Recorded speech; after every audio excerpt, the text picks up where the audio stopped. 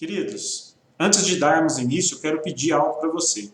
Se você puder se inscrever no nosso canal, vai nos ajudar bastante para que o YouTube recomende essa mensagem para outras pessoas. Quanto mais inscritos, mais o YouTube vai nos recomendar. Então eu conto com você para deixar o seu like, para deixar um comentário. Se você quiser pedir oração, você pode pedir oração aí nos comentários. Então, conto com você. E se você já puder fazer isso agora, nos ajude. Inscreva-se no canal.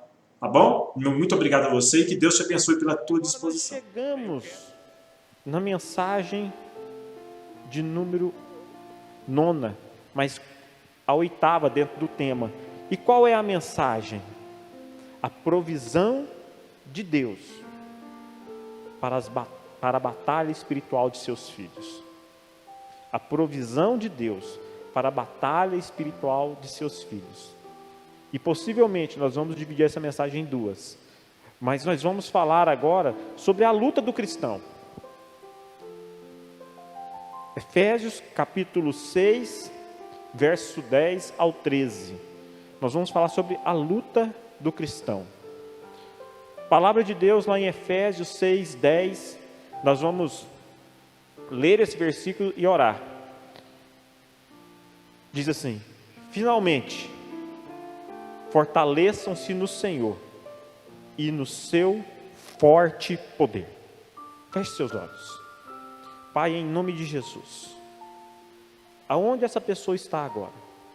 Aonde essa pessoa está conectada conosco? Que seja no YouTube, que pelo YouTube, na sua casa, no carro. Não sei, Pai, o Senhor sabe. Que o Teu Espírito Santo possa agora ir de encontro a ela, Pai, e possa os Teus anjos guardá-la, blindá-la agora, para que ela possa receber do alto céus poder, em nome de Jesus, amém? Queridos, finalmente, olha só, finalmente, o assunto mais importante chegou. A palavra finalmente, ela tem essa intenção de falar assim: de tudo isso que Paulo disse, Paulo está falando, de tudo isso que eu escrevi a vocês, finalmente eu cheguei aonde eu queria. Finalmente, esse é o assunto que vocês não podem deixar de aprender. Talvez as outras coisas vocês esqueçam, mas essa aqui é prioritária para a vida de vocês. Finalmente, olha só, e a carta de Éfeso, nós falamos sobre verdades poderosas, no capítulo 1, capítulo 2, no capítulo 3, no capítulo 1, nós temos a eleição, Paulo falando sobre eleição, falando sobre predestinação e sobre adoção. Ele fala sobre, ele não ensina, porque a gente já entende, Paulo já sabia que aquela igreja de Éfeso foi a igreja que ele fundou. Eles já sabiam, eles já viviam a eleição, eles já viviam a predestinação, a adoção, eles já conheciam essas doutrinas, e eles tinham elas muito bem embasadas. Mas Paulo quis dar uma ênfase em algo que eles não estavam vivendo. Paulo agora, depois de discorrer sobre o mistério revelado, sobre o propósito de Cristo para a igreja, e ele fala assim: finalmente eu cheguei aonde eu queria, finalmente agora vocês precisam entender isso que eu vou falar para vocês, porque a partir de agora, tudo que eu for falar para vocês é de suma importância, e as suas vidas dependem disso. Esse é o contexto da palavra finalmente. A nossa ênfase será no poder do Senhor. Olha só, no versículo 1, está aí, fortaleçam-se. Em outras traduções, sede fortalecidos. Querido, essa palavra no grego, endúnamo, no grego, que quer dizer reforçar, receber força, ser fortalecido, crescer em força. Presta atenção. Endunamo. Crescer em força. Fortalecer-se, ou seja, crescer em força. Querido, é um poder que enche. Quando você sede fortalecidos, nós estamos falando de um poder que enche. Pastor, não estou entendendo nada. Beleza. Vamos lá em Atos, capítulo 2, versículo 4. Atos 2, 4. Todos ficaram cheios do Espírito Santo e começaram a falar noutras línguas, conforme o Espírito os capacitava. Cheios. Para falar em outras línguas, para ser cheios do poder de Deus. É um poder que enche. Finalmente, queridos, fortaleçam-se no Senhor e no seu forte poder. É o versículo 10. E esse, fortaleçam-se, ele não para. Ele não tem uma medida. Olha para você ver que é um poder acumulativo. Ele não é simplesmente você recebe um poder e já está cheio. Não, ele é um poder acumulativo. Vamos ver lá em Atos 4:31. Atos 4:31 diz assim: depois de orarem, detalhe, nós estávamos no ato 2, onde o Espírito Santo veio em Pentecostes e encheu o povo ali, e eles foram cheios do Espírito Santo. 2 capítulos depois, agora, em Atos 4, o que aconteceu? Depois de orarem, tremeu o lugar que estavam reunidos. Todos ficaram cheios do Espírito Santo e anunciavam corajosamente a palavra de Deus. Se eles já haviam sido cheios em Atos 2, como eles podem ser mais uma vez cheios em Atos 4? É um poder acumulativo. Você entende que quando Paulo fala, Paulo agora começa a explicar para a igreja de Éfeso sobre o mundo espiritual, sobre o reino dos espíritos, sobre algo que transcende o entendimento natural. Por isso que a pessoa que está na carne, ela não compreende as coisas do céu, do espírito. E hoje Deus vai revelar para vocês algo extraordinário. Você lembra de quando Jesus foi libertar o endemoniado lá em Gadara? Você lembra? Está lá em Marcos 5:7. Marcos 5:7. Que assim, ó. E gritou em alta voz: que queres comigo, Jesus, Filho do Deus Altíssimo? Rogo-te por Deus que não me atormentes. Demônio orando a Deus, pedindo para Jesus não atormentar ele. Olha só, continuando, verso 8: pois Jesus lhe tinha dito: saia deste homem, espírito imundo. O que Jesus tinha dito para ele? Saia deste homem, espírito imundo. Para aí, Jesus já havia falado para ele sair, por que ele não saiu? E ele foi lá, chegar em Jesus, para Jesus não atormentar. Era só ele sair, mas ele não saiu. Aí o verso 9 diz assim: então Jesus lhe perguntou: qual é o seu nome? Meu nome é Legião, respondeu ele, porque somos muitos. A realidade, querido, é que Jesus mandava o espírito imundo sair. Saía um, saía outro, mas a pessoa continuava endemoniada. E aí eles chegam lá, para Jesus, para de nos atormentar. Por isso Jesus pergunta, qual que é o seu nome? E ele fala, somos muitos. Uma legião era de mais ou menos 6.000 soldados romanos. Em um homem, 6.000 demônios. Isso nos mostra que o poder, tanto maligno como divino, ele é acumulativo. Acumulativo. Não importa o receptáculo, mas esse poder ele é acumulativo em nós. Agora, continuando, a palavra então, fortaleçam-se, quer dizer isso, você vai crescer de forma acumulativa nesse poder. Depois ele fala assim, mas aonde que você se fortalece? No Senhor, não tem outro lugar, é no Senhor, não é em Paulo, não é em João, não é em Pedro, não é em Maria, não é no São Brás, não é em Jesus, no seu poder.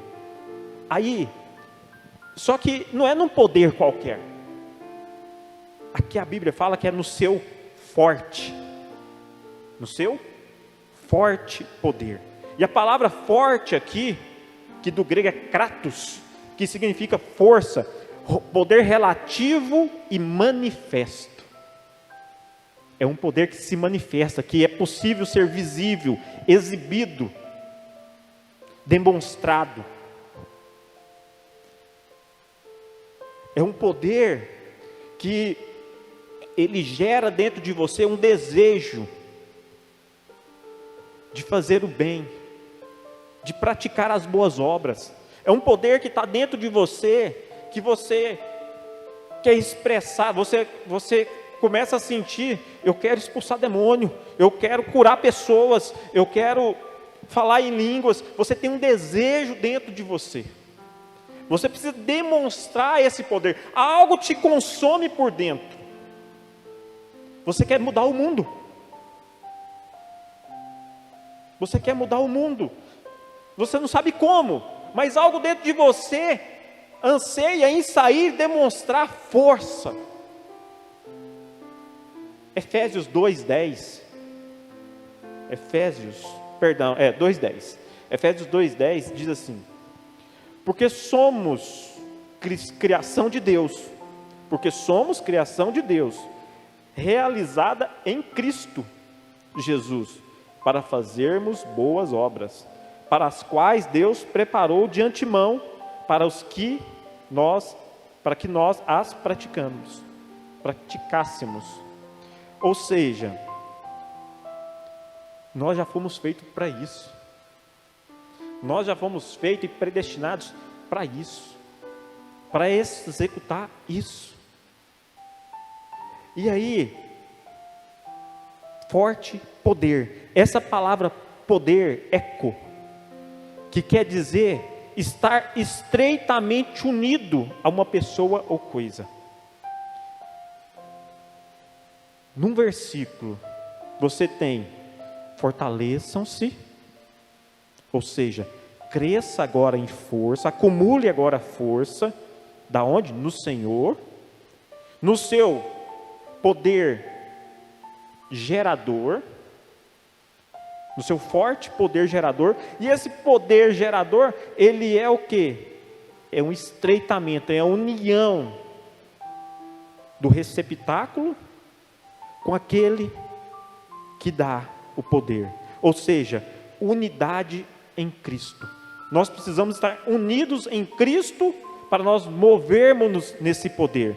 Efésios 2:6. Deus nos ressuscitou com Cristo, e com Ele nos fez assentar nos lugares celestiais em Cristo Jesus. Em Cristo. Querido, quando nós nos movemos no poder, quando nós oramos e pessoas são curadas, quando nós oramos e Deus revela a sua palavra, quando nós oramos e sinais são feitos, milagres acontecem, é esse poder que está unido em nós, através de Cristo. É uma unidade. Você precisa entender que quando eu estou em Cristo, eu já estou pronto. Eu estou pronto para exercer esse poder, exercitar esse poder. E de acordo com o que eu me exercito, esse poder cresce. Porque eu estou ligado na fonte do poder, que é Cristo. A Bíblia fala que eu estou sentado com Ele nos lugares celestiais. Existe um estreitamento. É como se você tivesse ligado no próprio braço poderoso de Deus. E quando você ora, quando você fala as coisas discernentes do Espírito, você consegue acionar aquele braço poderoso de Deus, porque você ora das coisas concernentes à vontade de Deus, e você quer realizar as coisas concernentes à vontade de Deus, e aí você consegue movimentar o braço forte do Senhor. Querido, Satanás, quando viu Jesus na cruz, ele contou vitória. No entanto, quando ele viu que Jesus morreu pelos nossos pecados, e Deus o ressuscitou com a sua destra poderosa, lá no inferno,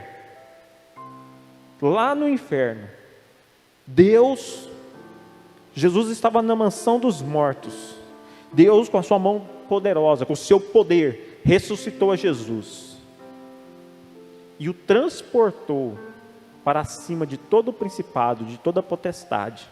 Ou seja, Satanás juntou todo o seu poder maligno, toda a sua hoste espiritual do mal. Ele juntou todos os seres malignos, todos os demônios, para barrar que Jesus subisse até o mais alto céu.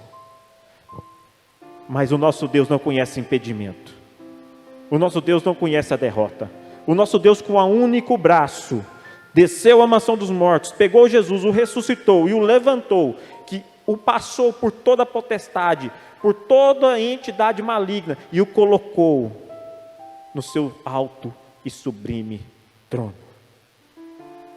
Alto e sublime trono. Você pode dar um glória a Deus por isso? Ele é o Rei dos reis, Ele é o Senhor dos senhores.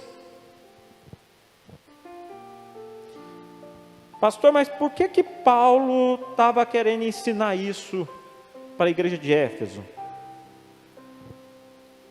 Havia cristãos em Éfeso que estavam vivendo como derrotados. A igreja de Éfeso era uma grande igreja, era uma mega igreja. Pastor Timóteo, Paulo fundou a igreja, mas o pastor era Timóteo. João, apóstolo, congregava na igreja de Éfeso, era membro da igreja de Éfeso. Maria, mãe de Jesus, congregava na igreja de Éfeso. Como assim, pastor? Quando Jesus estava na cruz, ele olha para João e olha para Maria e fala assim: João, eis aí a tua mãe. Fala, mulher, eis aí o teu filho. Já pensou? Na cruz, sofrendo, Jesus ainda se preocupa com a sua mãe, para que ela não ficasse desamparada. João então cuidou dela, e para onde João foi, ela foi. Por isso ela estava lá em Éfeso, congregando. Mas ali em Éfeso havia cristãos derrotados. Como que o senhor sabe, pastor, que tinha? Vamos lá em Efésios capítulo 4, 24.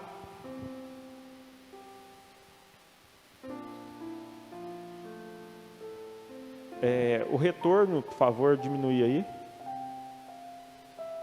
Não aqui, o retorno do microfone, do celular.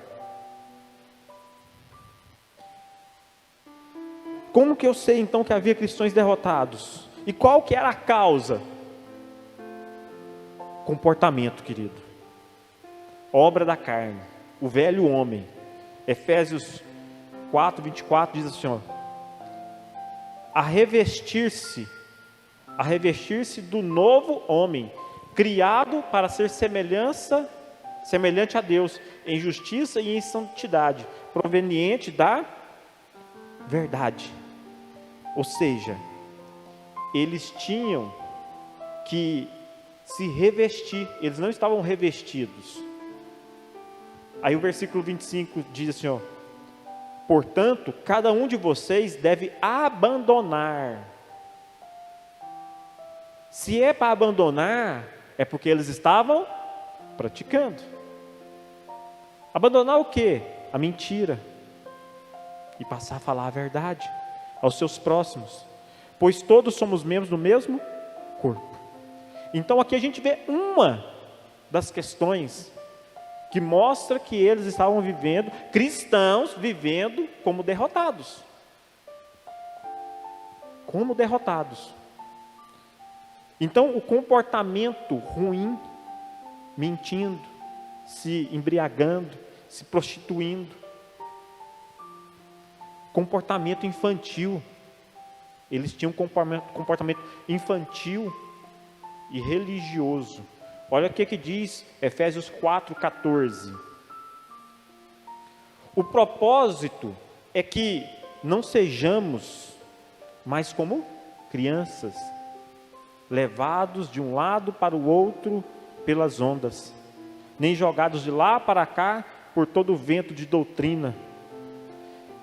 Versículo 14 está dando aqui o exemplo de crianças, de um comportamento infantil. Sabe aquele comportamento assim, ó, eu não quero, eu não gosto, eu não dou conta.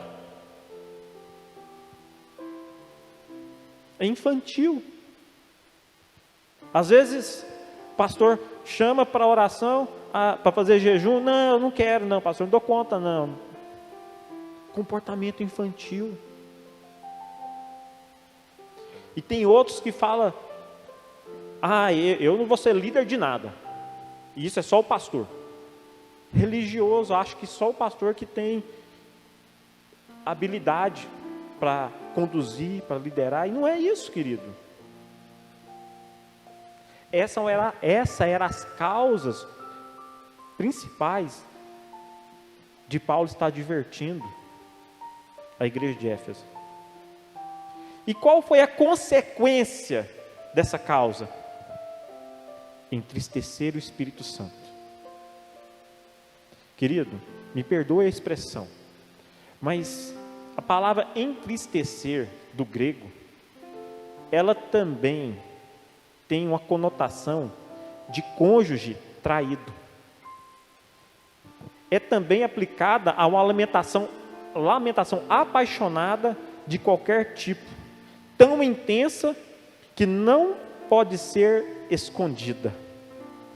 Ou seja, quando nós chegamos nesse momento, onde fala no versículo 30, capítulo 4, 30, não entristeçam o Espírito Santo de Deus, com os quais vocês foram selados para o dia da redenção. Paulo está querendo dizer assim, toda vez que vocês praticam as suas obras da carne, é como se você estivesse ferindo, machucando o Espírito Santo. Ele se sente como um marido traído.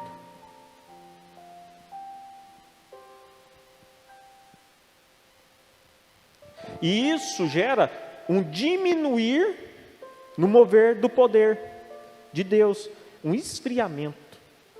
As pessoas já não sentem mais isso que eu falei no começo, esse poder gerador crescendo, que te faz querer voar, sabe? Te faz querer alcançar nações. Por quê? Meu comportamento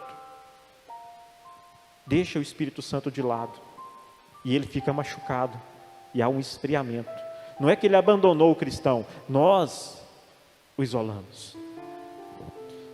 Pastor, tem solução? Tem.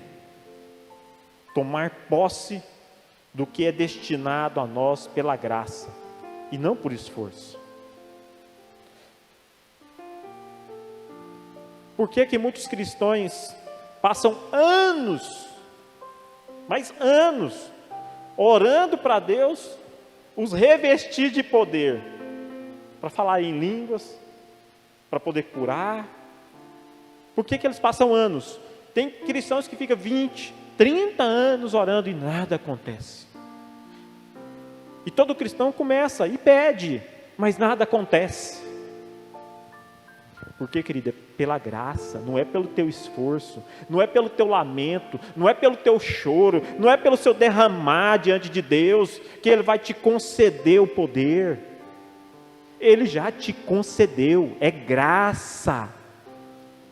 É graça. Você não precisa pedir para Deus. Ele vai te dar, porque você é filho. É direito do filho. 2 Coríntios 4:7. Nós vamos fazer uma analogia que Paulo faz em relação ao vaso de barro com tesouros. Olha o que diz 2 Coríntios 4:7. Mas temos esse tesouro em vaso de barro, para mostrar que este poder, que a tudo excede, provém de Deus e não de nós.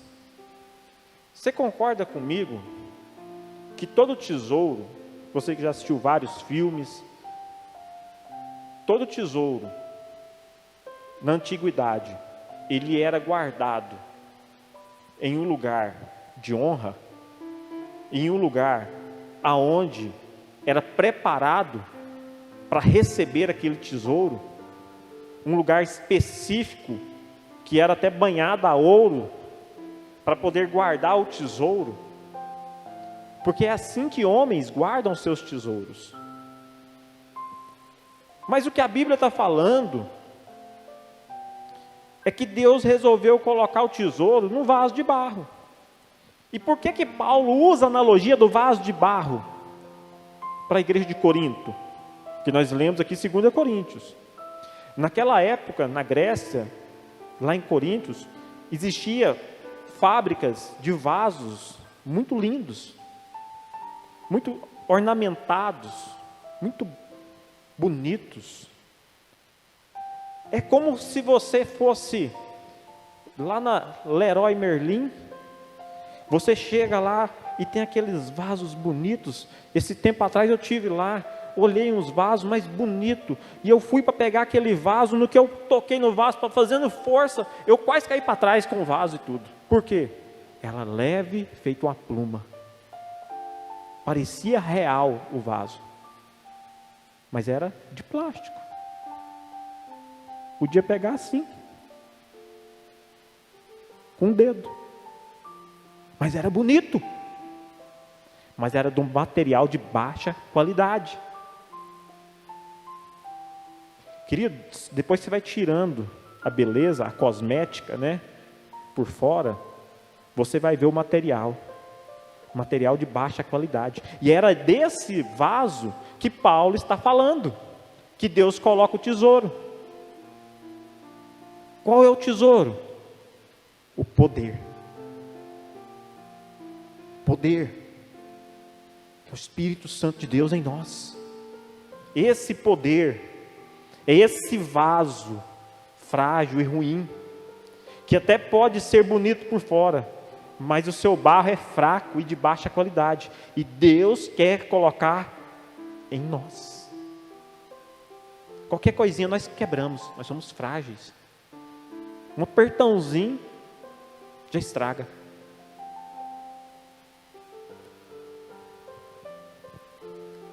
Agora, você entende que esse poder é para mim e para você? Que nós podemos viver nele? O detalhe está assim: pastor, beleza, então eu sou cristão, eu tenho esse poder, então agora eu vou sair aí impondo as mãos e arrebentando tudo. Bom, tem um caso de um pastor que a gente estava melhor. Teve um caso na igreja, não vou falar da onde, aonde a pessoa, ela quis usar do poder dela para poder tirar o demônio da roda do carro, porque a roda estava travada. Querido, ele andou no carro, acelerou, e a roda começou a soltar os parafusos, E ele orando, sai capeta em nome de Jesus, sai capeta em nome de Jesus, sai, pum, saiu a roda e o carro só no...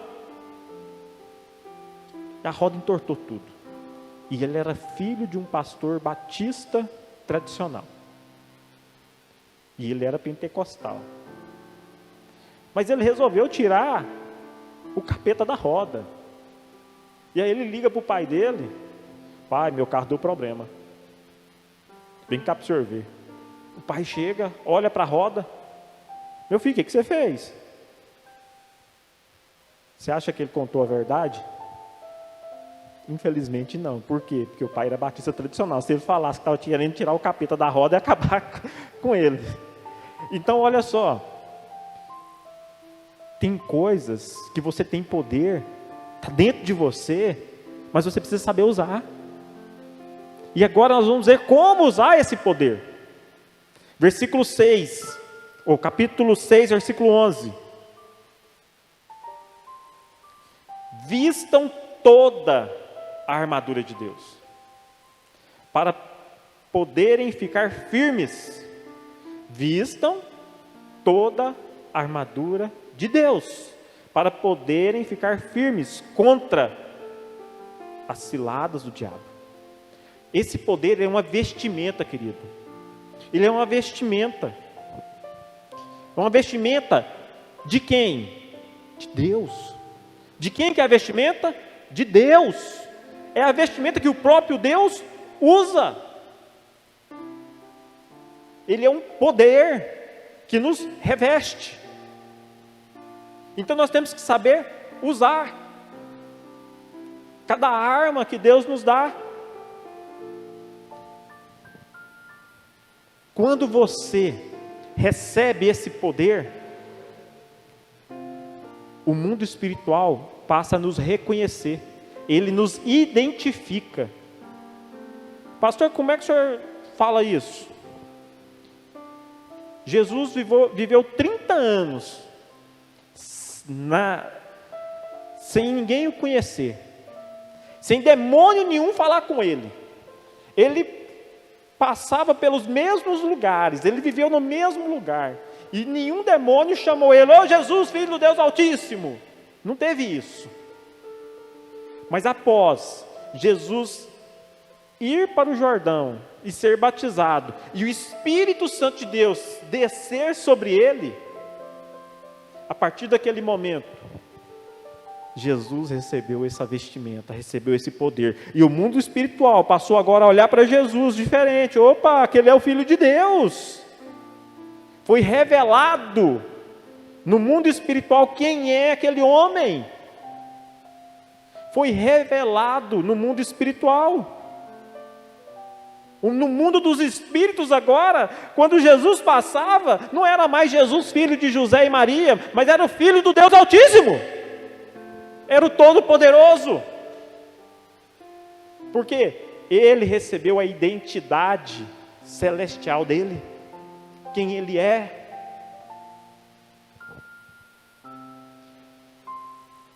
E esse poder também nos dá autoridade. Nós temos uma identidade agora no mundo espiritual.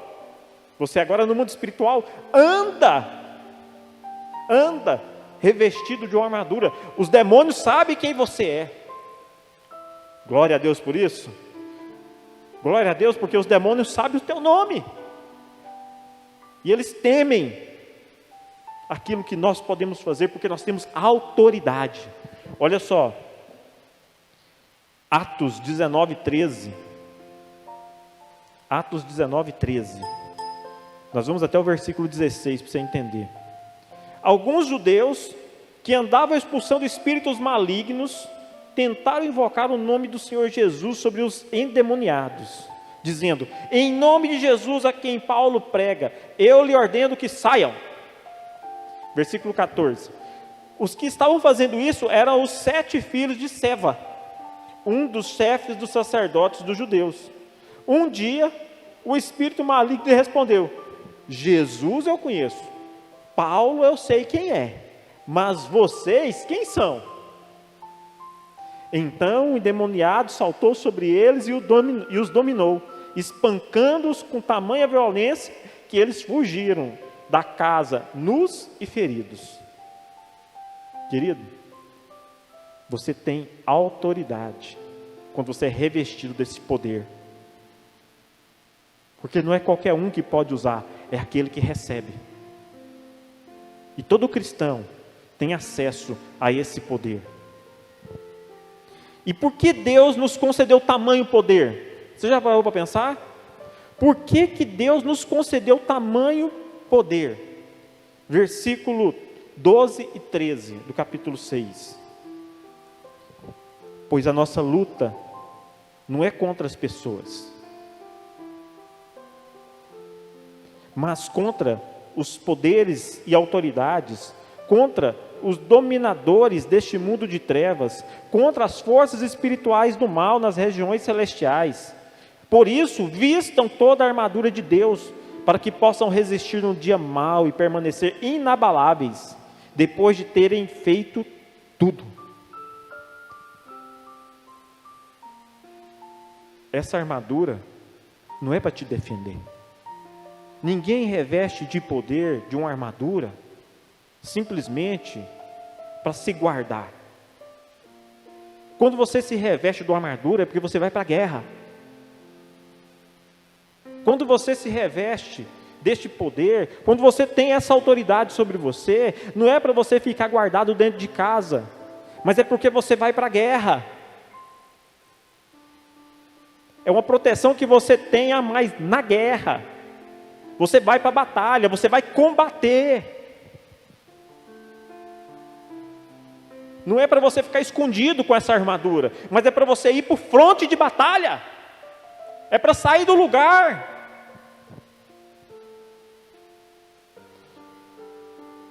Deus nos concedeu tamanho poder, porque o diabo existe, querido, e ele é organizado. E Deus tem o seu exército aqui na terra.